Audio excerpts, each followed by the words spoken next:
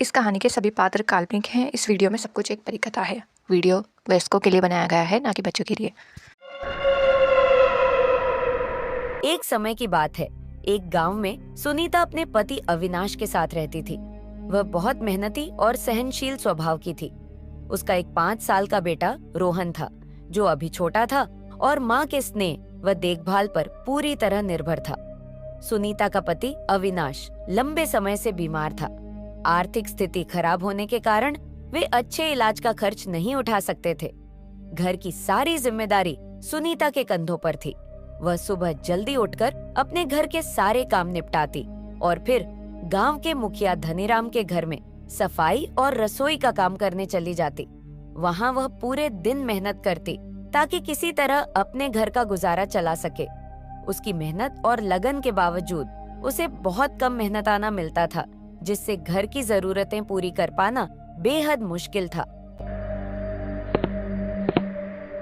आ गई माँ, आज आपको बहुत देर हो गई आने में। हाँ मेरे बच्चे, इतने तुम अपने पापा के पास बैठे रहे, इतने में मैं खाना बना देती हूँ। सुनीता का पति अविनाश अपनी पत्नी सुनीता से कहता है, भगवान, मेरी तबीयत की वजह से सारा भार तुम पर आ गया है। नहीं जी, अब यह तो भगवान की मर्जी है। अब होनी को कौन टाल सकता है। आप जल्दी ठीक हो जाएं बस। रात होती है और वे दोनों खाना खाकर सो जाते हैं। दूसरी ओर ठंड अपना कहर बरपा रही थी।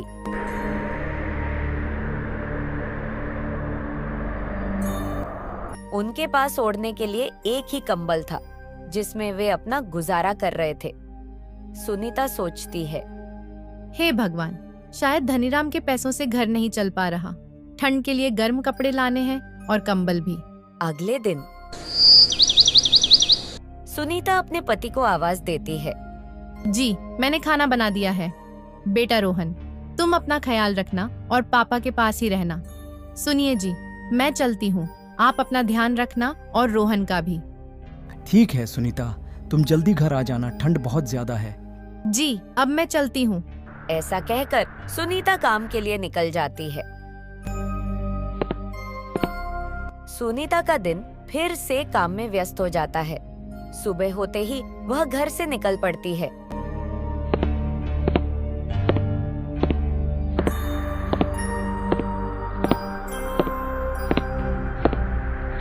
और काम पर पहुंच जाती है। वहां पहुंचकर वह अपने काम में लग जाती है और खाना बनाना शुरू कर देती है। तभी धनीराम की पत्नी, जो हमेशा की तरह थोड़े गुस्से में होती है, सुनीता के पास आकर कहती है, सुनीता, आज तुम छोले की सब्जी बनाना। बच्चों का बहुत मन है खाने का। जी मालकिन, मैं बना देती हूँ। सुनीता ने जो भी कहा उसे पूरी निष्ठा से किया। वह सब्जी बना रही थी, लेकिन तभी उसे रोहन की याद आती है। उसकी आंखों में हल्की सी नमी आ जाती है और वह सोचने लगती है, रोहन, उसे भी खाना पसंद है। चलो थोड़ी सी सब्जी उसे भी पैक कर लेती हूँ। वह तुरंत अपने बेटे राहुल के लिए खाना पैक करने लगती है ताकि वह भूखा न रहे। तभी धनीराम की पत्नी अचानक आ जाती है और बिना कुछ समझे सुनीता पर चोरी का इल्जाम लगाती है। तुमने ये क्या किया सुनीता? ये खाना कहाँ से लिया? नहीं मालकिन, मैंने तो सिर्फ अपने बेटे के लिए थोड़ा सा खाना पैक किया है, कुछ भी गलत नहीं किया। चुप रहो, मुझे सब पता है। तुम चोरी करके लाकर खा रही हो। तुम यहाँ काम करने आई हो, चोरी करने नहीं। अब तुम बाहर जाओ। सुनीता बहुत गिड़गिड़ाती है और समझाती है, लेकिन धनीराम की पत्नी एक नहीं सुनती। उसकी एक भी बात नहीं मानती और उसे काम से निकाल देती है। सुनीता के दिल में दर्द था, लेकिन उसने किसी तरह अपना संयम बनाए रखा। नहीं मालकिन, आप गलत समझ रही हैं। मैंने कुछ गलत नहीं किया। लेकिन धनीराम की पत्नी उसकी एक नहीं सुनती और उसे बाहर निकाल देती है। सुनीता बहुत दुखी हो जाती है, लेकिन वह चुपचाप बाहर चली जाती है। उसका मन भारी था, क्योंकि उसे पता था कि उसने कुछ गलत नहीं किया, फिर भी उसे इस तरह निकाल दिया गया। सुनीता काम से वापस लौट रही थी और उसके मन में कई तरह के सवाल उठ रहे थे। उसकी आंखों में हल्का सा डर और चिंता थी। वह सोच रही थी। अब क्या होगा? अब मैं क्या करूंगी? मेरी हालत तो और भी खराब हो गई है। धनीराम की पत्नी ने मुझे काम से निकाल दिया और अब मेरे पास कंबल तो क्या, खाने के लिए भी कुछ नहीं है। भगवान, अब क्या करूं? वह धीरे धीरे घर की ओर बढ़ रही थी। उसके मन में बहुत सारी चिंताएं थीं। घर में अविनाश की तबीयत भी ठीक नहीं थी और राहुल भी कभी अपनी माँ के पास तो कभी पापा के पास बेताब रहता था। वह जानती थी कि उसे अपने परिवार के लिए किसी तरह से कुछ करना होगा, लेकिन हर रास्ता उसे बंद सा लग रहा था। घर पहुंचते ही उसने दरवाजा खोला और अविनाश ने आवाज दी। आ गई तुम, आज तो बड़ी जल्दी आ गई। सुनीता ने घर पहुंचते ही अपने पति अविनाश को सारी बात बता दी। वह इतनी परेशान और दुखी थी कि शब्द उसके मुंह से निकल ही नहीं रहे थे।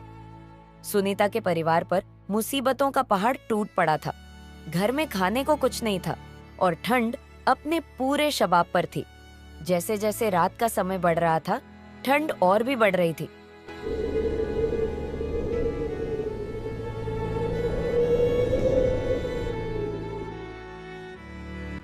अविनाश की तबीयत अचानक और बिगड़ने लगी थी और वह तेज खांसी से परेशान हो गया।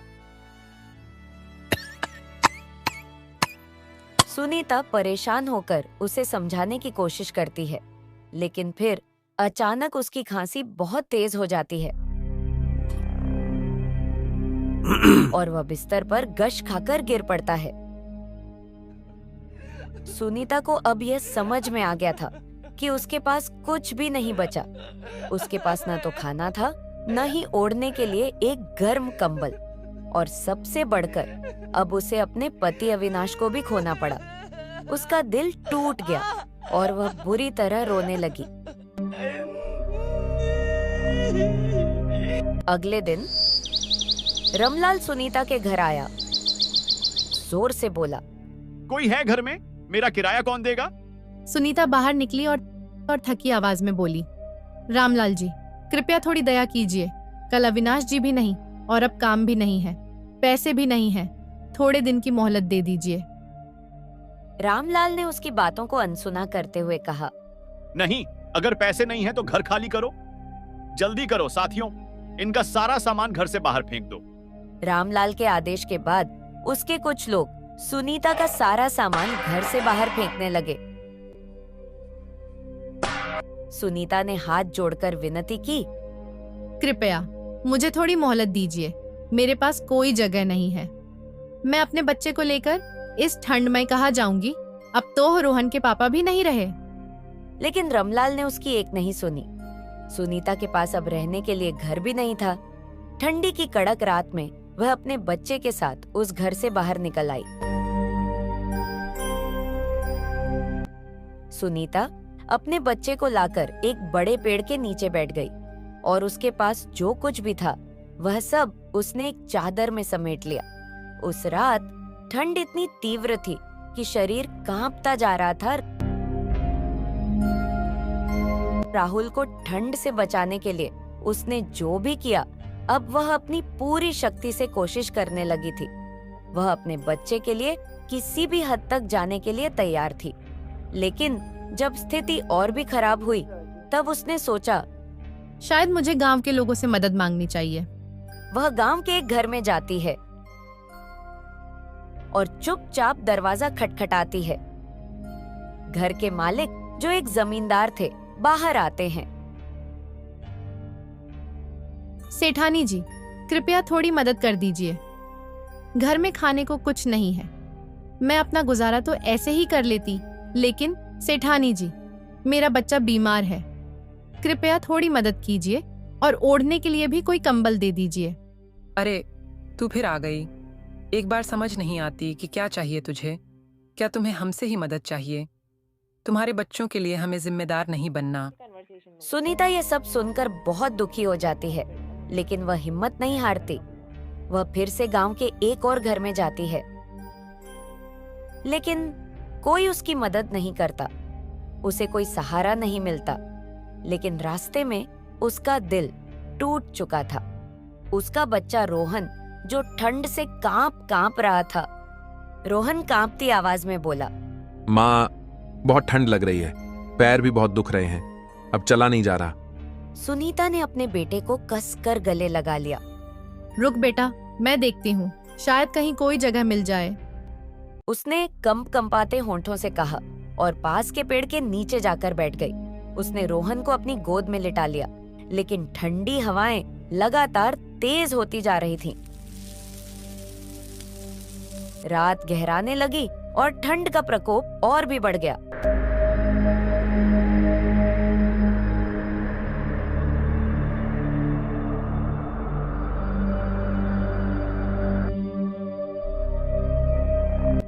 रोहन का चेहरा बुखार से लाल हो चुका था। सुनीता की आंखों में डर था। अभी कुछ ही समय पहले उसने अपने पति को खो दिया था और अब वह अपने बेटे को नहीं खोना चाहती थी, लेकिन उसकी बेबसी इतनी बड़ी थी कि कोई उसकी मदद के लिए आगे नहीं आया। सुबह होते होते ठंड ने रोहन की सांसें छीन ली। अब सुनीता के पास खोने के लिए कुछ नहीं बचा था। उसकी आंखों में सिर्फ दर्द था, शरीर ठंड से अकड़ चुका था, लेकिन फिर भी कोई उसकी मदद को नहीं आया। शाम का समय था, कुछ लोग वहां से गुजर रहे थे। सविता की हालत बेहद खराब थी। वह ठंड के मारे कांप रही थी। होंठ सूख चुके थे और शरीर ठिठुर रहा था। उसकी आंखों में बेबसी थी, लेकिन कोई उसकी मदद के लिए आगे नहीं आया। अरे, ये बेचारी तो ऐसे ही मर जाएगी, कोई इसकी मदद करो। तभी सुनीता ने अपनी आखिरी ताकत जुटाकर चीखते हुए कहा, कोई तो मदद करो, बस एक कंबल दे दो ओढ़ने के लिए, कोई तो मदद करो। उसकी आवाज दर्द से भरी हुई थी, लेकिन किसी के दिल पर कोई असर नहीं हुआ। गांव की कुछ औरतें जो बाजार से लौट रही थीं, उनके हाथों में गर्म कंबलों के पैकेट थे। सुनीता की हालत देखकर एक ने कहा, अरे रहने दो, मरने दो इसे, वैसे भी इसका पति और बच्चा मर चुके हैं, अब यह क्या कर लेगी। लेकिन किसी ने उसे कंबल नहीं दिया। काजल के लिए यह सदमा असहनीय था। वह गांव वालों से रो रो कर कहती है, तुम लोगों ने मुझे एक कंबल तक नहीं दिया, जिससे मेरे बच्चे और पति की जान बच सकती थी। अब मैं बदला लूंगी। वो सभी सविता की बेबसी पर हंसते हुए आगे बढ़ गए। कोई उसकी मदद नहीं करता, सब उसका मजाक बनाकर चले जाते हैं। सुनीता की आंखों में आंसू थे, लेकिन अब वह कुछ नहीं बोल पा रही थी। धीरे धीरे ठंड उसे अपनी गिरफ्त में ले रही थी और इस बेरहम दुनिया में उसकी आखिरी उम्मीद भी टूट चुकी थी। और इस बर्फीली ठंड में सविता की भी मृत्यु हो जाती है। इस बात को लगभग 21 दिन बीत जाते हैं, लेकिन उसकी आत्मा गांव में भटकने लगती है। उसके मरने के बाद गांव में अजीब घटनाएं घटने लगती हैं। हर रात किसी न किसी के घर से कंबल गायब हो जाते। ठंड में ठिठुरते लोग समझ नहीं पाते कि उनके कंबल कहाँ जा रहे हैं। एक रात झुमरी, जो पहले सविता का मजाक उड़ाया करती थी, अपने घर के आंगन में कंबल ओढ़े सो रही थी। अचानक उसे लगा कि कोई उसके कंबल को खींच रहा है। वह चौंक कर उठी और देखा कि सामने एक छायादार आकृति खड़ी थी। वह सविता की आत्मा थी। झुमरी चीखते हुए गांव के लोगों को बुलाने भागी, लेकिन जब तक लोग पहुंचे तब तक वहां कोई नहीं था। गांव के बड़े बुजुर्गों ने कहा, यह काजल की आत्मा है। वह उन लोगों से बदला ले रही है जिन्होंने उसकी मदद नहीं की थी। एक रोज गांव की मुन्नी झूला झूलते हुए गिरने वाली होती है। तभी उसे वह चुड़ैल बचा लेती है। वो उसे हवा में ही पकड़ लेती है और नीचे लाकर रख देती है। यह सब जब बच्चे देखते हैं तो सभी हैरान थे। ये तो वही आंटी है ना, जिन्होंने तेरी कुछ दिन पहले जान बचाई थी। तुझे पता है, इन्होंने राजू की भी जान बचाई है। कल राजू स्कूल से आ रहा था तो वो गिर गया, तभी इन्हीं आंटी ने उसके पैरों पर दवा लगाई।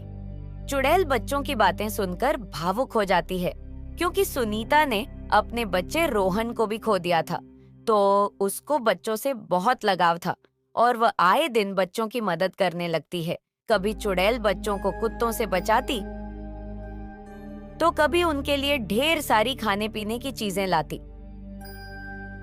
गांव के बच्चे भी खुश थे, लेकिन सुनीता की आत्मा गांव वालों से बदला लेना चाहती थी और वह आधी रात उस पेडियज के नीचे ही मौजूद रहती थी और कोई भी उसे नजर आ जाता तो वह उसे मार डालती थी। एक रोज गांव के पेडियज के नीचे एक आदमी की लाश मिलती है, जिसके बाद गांव में दहशत मच जाती है। अब गांव के लोग डर के मारे अपने कंबल छुपाने लगे, लेकिन फिर भी हर रात कोई ना कोई कंबल गायब हो जाता। सुनीता जरूरतमंद लोगों को चुराए हुए कंबल देकर चली जाती थी, क्योंकि जो उसके साथ हुआ था वो किसी और परिवार के साथ ना हो, इसलिए वो गरीब लोगों की मदद करती थी। ऐसे ही समय बीत रहा था। उस चौपाल पर अब लोगों ने जाना भी छोड़ दिया था, लेकिन वो इस बात से डर रहे थे कि कब चुड़ैल को गुस्सा आ जाए और वह गांव के किसी भी इंसान की जान ले ले। लेकिन वह चुड़ैल बच्चों की काफी मदद किया करती। एक रोज कई सारे बच्चे चौपाल की तरफ जा रहे होते हैं, उनके हाथ में कागज होता है। यह सब गांव की एक औरत देख लेती है।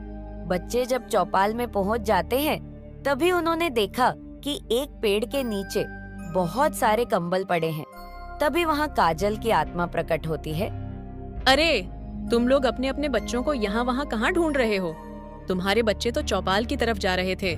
कहीं ऐसा ना हो वह बच्चों को अपना शिकार बना ले। अब बच्चे उधर क्यों जा रहे थे? ये तो मुझे भी नहीं पता। गांव की सारी औरतें अब झुंड बनाकर चौपाल की तरफ निकल पड़ती हैं।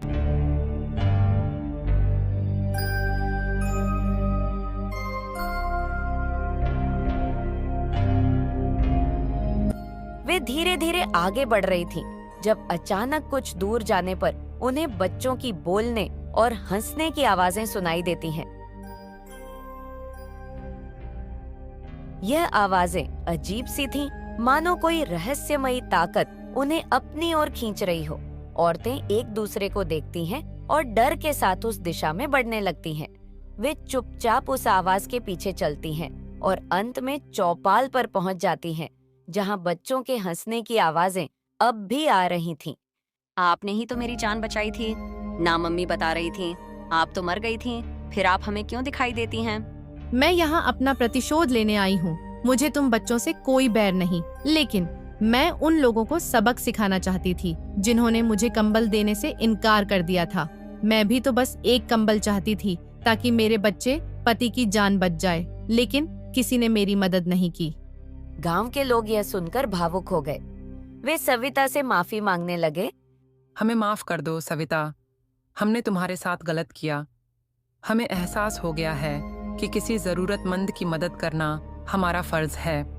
काजल की आत्मा मुस्कुराई और धीरे धीरे उसकी आत्मा को मुक्ति मिल गई।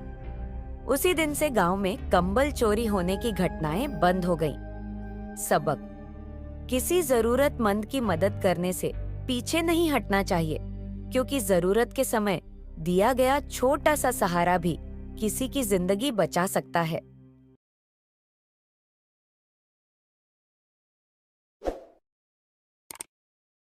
हमारी कहानी पसंद आई हो तो आप हमारे चैनल को लाइक, शेयर, सब्सक्राइब जरूर करें।